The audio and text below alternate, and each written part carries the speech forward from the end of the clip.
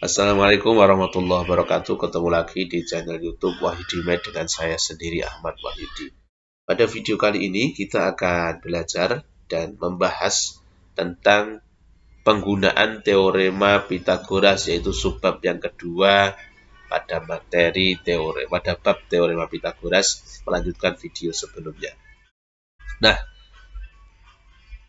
untuk apa sajakah teorema Pitagoras itu? Yaitu yang pertama untuk menentukan jarak antara dua titik pada bidang koordinat, yang kedua untuk menentukan panjang diagonal pada persegi dan persegi panjang, yang ketiga untuk menentukan panjang diagonal sisi dan diagonal ruang pada kubus dan balok. Oke, langsung saja kita lanjutkan. Untuk yang pertama yaitu penggunaan teorema Pitagoras untuk menentukan jarak antara dua titik pada bidang koordinat. Nah, perhatikan gambar berikut ini. Di sini ada bidang koordinat, kemudian ada titik A di titik x1, y1, kemudian ada titik B di titik x2, y2. Nah, kemudian jarak titik A ke titik B ini dapat ditentukan dengan cara menggunakan aturan atau teorema Pitagoras, di mana sisi kalau kita hubungkan ya dari titik A dan titik B tadi itu, kemudian kita tarik garis mendatar, nah, sehingga ketemu antara titik A dan titik B, titik mendatar, kemudian garis mendatar, kemudian garis tegak, kemudian bertemu di satu titik. Inilah kita kasih nama di sini titik O, di sini siku-siku, dan kemudian jarak antara AB ini adalah sisi miring pada segitiga siku-siku ini, dan panjang AO itu adalah selisih dari titik X, selisih dari koordinat X, yaitu X2 min X1. Kemudian panjang sisi tegaknya ini adalah Y2 min Y1 atau delta Y, ya. Kalau kita lihat panjangnya ini kan X2 min X2 min X1 atau delta X, nah, kita namanya. Kemudian panjangnya sisi tegak ini juga sama, yaitu ini ya, sama dengan ini delta Y atau Y2 min Y1, sehingga panjang AB sesuai teorema Pitagoras yaitu kuadrat sisi miring pada segitiga siku-siku sama dengan jumlah kuadrat sisi siku-siku yang lainnya. Jadi, sehingga AB kuadrat sama dengan X2 min X1 kuadrat tambah Y2 min Y1 kuadrat, atau misalkan kuadratnya ini kita pindah ke kanan, AB sama dengan akar X2 min X1 kuadrat ditambah Y2 min Y1 kuadrat. Ini kemudian kita bisa masuk ke contoh soal. Tentukan jarak titik B 4,8 dan C 10,16. Untuk X1 dan Y1-nya terserah, yang penting dibolak-balik boleh. Misalkan C ini sebagai X1 dan Y1, kemudian B ini terletak pada koordinat X2, Y2 juga boleh, nanti hasilnya tetap sama ya. Misal kita jawab di sini ya. Titik B X1-nya 4, ini X1, kemudian Y1-nya 8, kemudian titik C ini sebagai X2 dan Y2 yaitu 10,16 koordinatnya, sehingga jarak dua titik B ke C ya, BC tentunya kalau untuk jarak titik B ke C berarti X2-nya 10 dikurang 4, kemudian Y-nya 16 dikurang 8. Ya.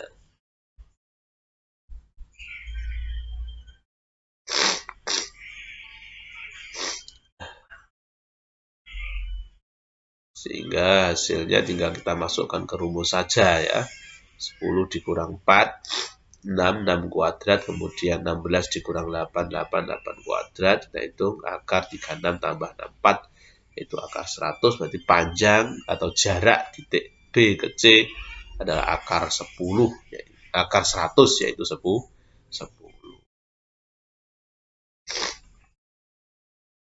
Nah, kemudian kita juga bisa menentukan ini ya. Ini jarak titik KL.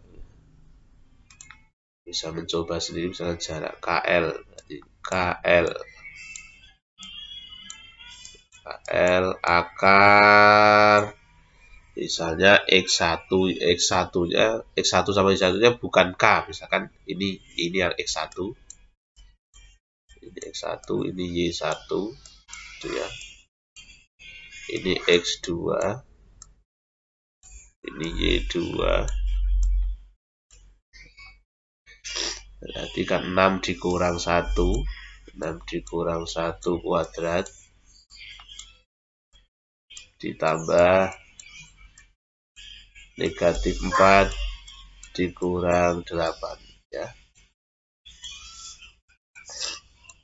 Kita coba misalkan X1 nya bukan di K gitu ya, hasilnya itu sama saja ya, karena dikuadratkan. 6 dikurang 1 3 kuadrat 6 dikurang 5 5 kuadrat 25, negatif 4 tambah negatif 8 negatif 12 dikuadratkan 144,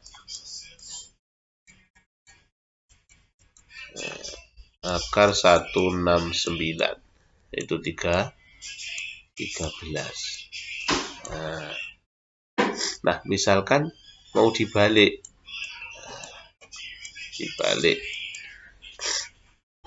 X2 nya itu yang L misalnya, berarti 1 akar 1 dikurang 6 kuadrat ditambah kemudian misalkan ini X2 nya yang L ya, Y2 nya juga yang L, berarti 8 dikurang negatif 4 kuadrat. 1 negatif 6 itu negatif 4 kuadrat, negatif 4 kuadrat. Perhatikan ya, negatif 4 ini kurung kuadratnya di luar kurung. Kalau ada negatif hati-hati, harus dikasih kurung. 8 dikurang 4 berarti 8 plus 4, ini 12 kuadrat.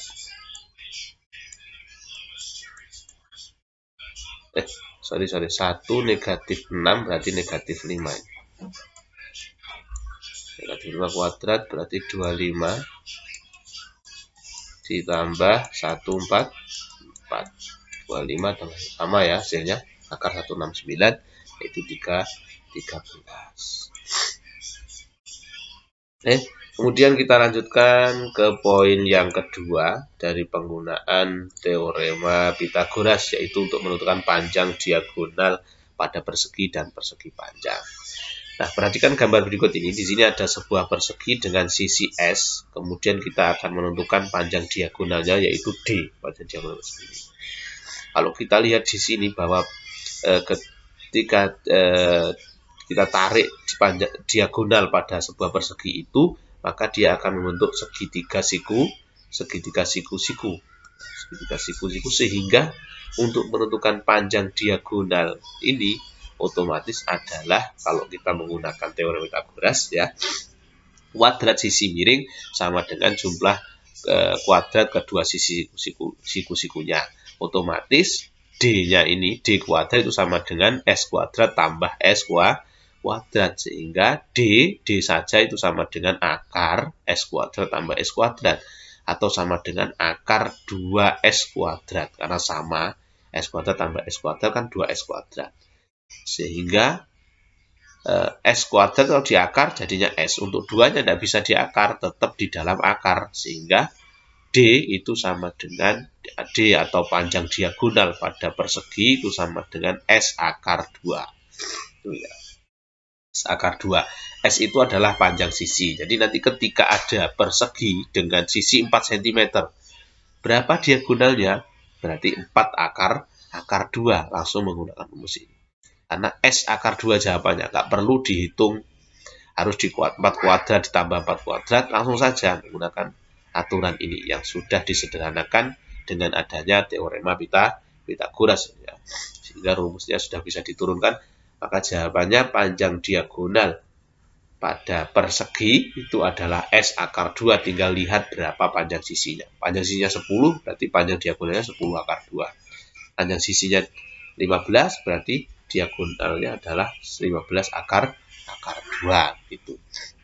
Nah, kemudian di sini juga ada persegi panjang dengan panjang dan lebar. Kemudian di sini ada diagonalnya. Nah, sesuai aturan pada teorema Pythagoras ya, berarti untuk menentukan diagonalnya adalah D kuadrat sama dengan P kuadrat ditambah L kuadrat. Sehingga D saja itu adalah akar dari panjang P kuadrat ditambah L kuadrat, di mana P-nya itu adalah panjang pada persegi panjang dan L-nya itu adalah lebar pada persegi panjang. Sehingga untuk menentukan diagonal pada persegi panjang, bagaimana caranya? Akar panjang kuadrat tambah lebar kuadrat.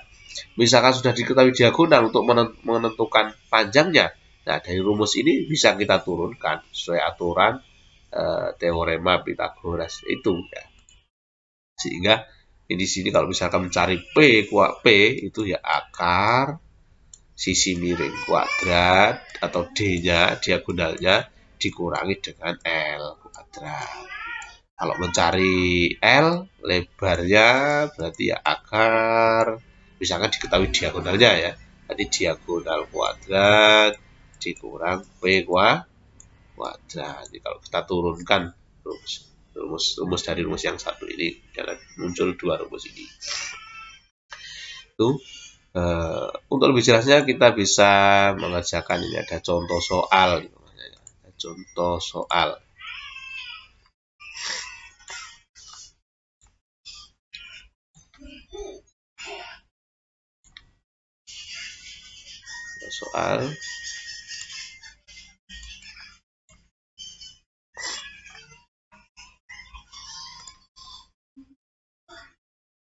Ada tentukan panjang diagonal KM dengan sebuah persegi ini ya, dengan sisi 15. Langsung saja ini ya, berarti panjang KM itu adalah 15 akar 2. Tidak perlu dihitung panjang-panjang seperti ini, langsung saja S akar 2. Berarti 15 akar 2. Ini kalau dihitung ya seperti ini.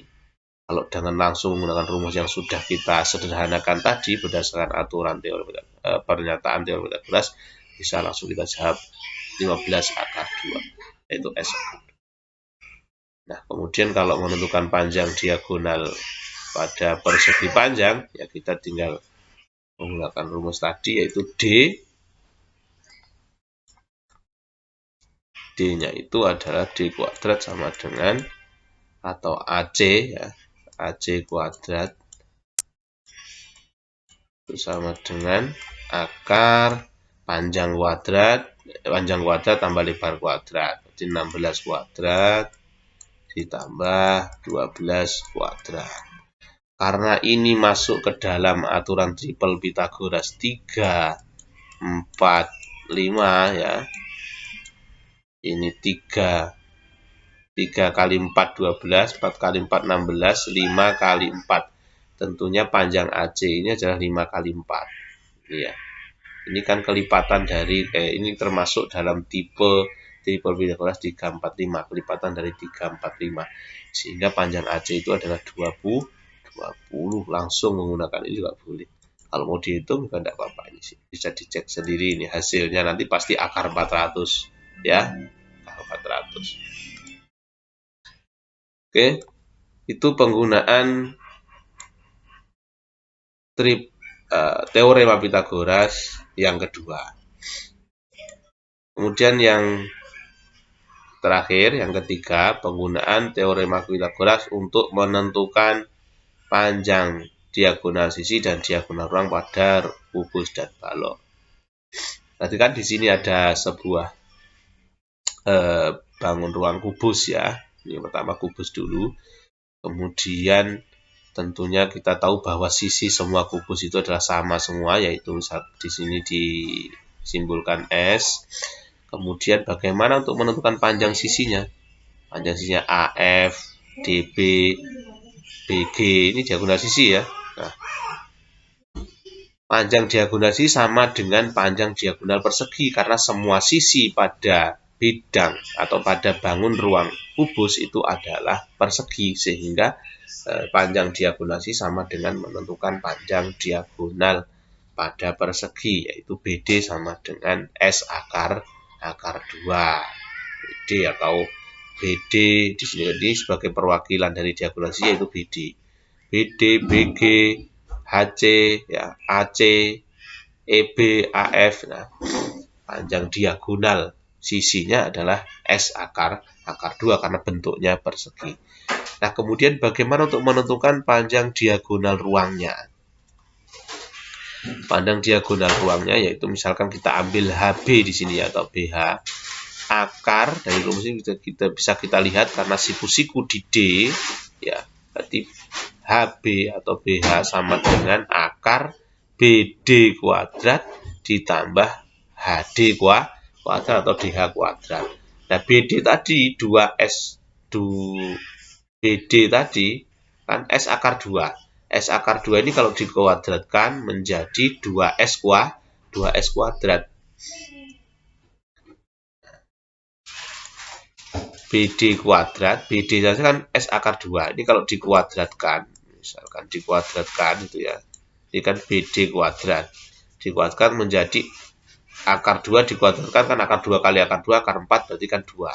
Akar 2 kan dikuadratkan jadinya 2. S-nya dikuadratkan jadinya S kuadrat. Jadi 2S kuadrat. Sementara DH, ini panjangnya DH ini adalah S. Ya, S, panjangnya DH ini adalah S karena sisinya semua rusuk pada kubus itu kan sama semua. Ini S berarti S kuadrat. Berarti akar 3S kuadrat, sehingga panjang diagonal ruang itu S-nya bisa dikeluarkan dari akar karena akar dari S kuadrat ya S.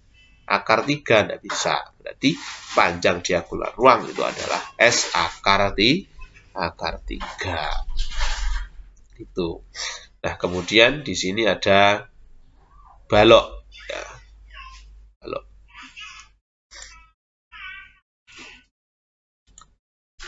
Nah, bagaimana cara menentukan kalau tadi kubus sekarang balok ya. Sisi balok dan diagonal ruang balok, panjang diagonal sisi balok dan panjang diagonal ruang balok. Di sini ada sebuah balok A, B, C, D, F, G, H ya. Kemudian panjangnya P, lebarnya L dan tingginya T ya. Maka untuk menentukan diagonal sisi pada balok ya, diagonal sisi pada balok ada tiga diagonal sisi yang berbeda ya di sini. Karena sisi balok itu ada 3 pasang sisi yang berbeda. Balok itu kan ya, yang mempunyai 3 pasang sisi yang berbeda, sehingga tentunya dia mempunyai 3 rumus panjang diagonal sisi pada balok itu. Nah, ini sisi yang depan sama belakang ya, sisi ABFE dan DCGH. Nah, panjangnya diagonal sisinya diagonal AF. Berarti panjang AF itu adalah akar P kuadrat ditambah T kuadrat. Kemudian kalau sisi yang atas bawah, sisi ABCD dan EFGH, maka panjang diagonal sisinya di sini diwakili oleh sisi diagonal sisi BD, maka P kuadrat ditambah L akar P kuadrat tambah L kuadrat. Nah, kemudian kalau sisi kanan dan kirinya ya, maka diagonal sisinya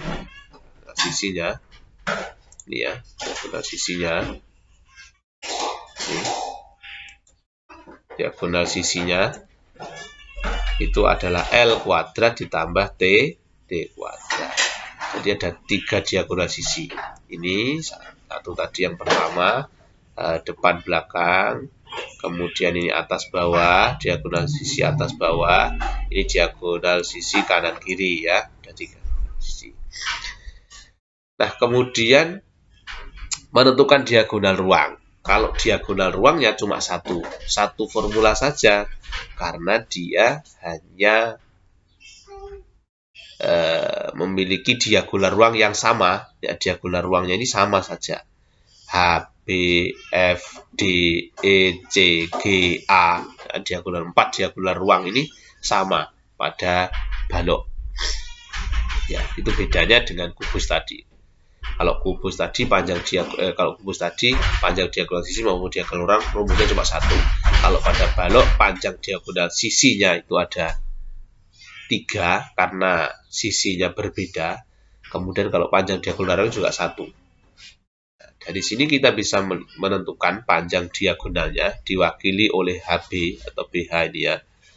Maka BH kuadrat itu sama dengan DB kuadrat tambah DH kuadrat. Nah, BD tadi itu adalah diagonal sisi pada sisi ABCD.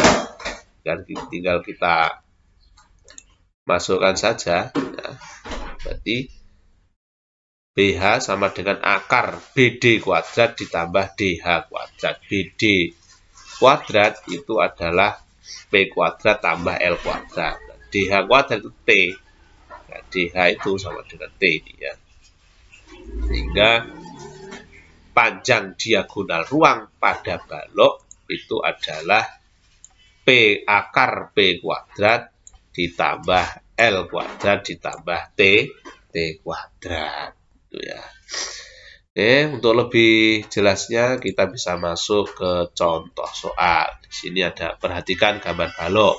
Tentukan diagonal ruang CE. Langsung saja ya, sesuai rumus yang sudah kita temukan tadi. Panjang diagonal ruang pada balok yaitu akar P kuadrat, panjang kuadrat, tambah lebar kuadrat, tambah tinggi kuadrat. Ini. Kemudian dan diagonal sisi DG. Nah, kalau diagonal sisi DG, kita harus melihat sisinya, sisi yang mana? DG. Oh, berarti ini ya, DG. Kalau diagonal sisi DG, DG. Nah, otomatis maka untuk mencari panjang DG adalah akar DC kuadrat tambah CG kuadrat itu 32 kuadrat tambah 9 kuadrat. Itu ya. Jadi ketemu ya DG akar 1015. Tinggal kita hitung saja. Kemudian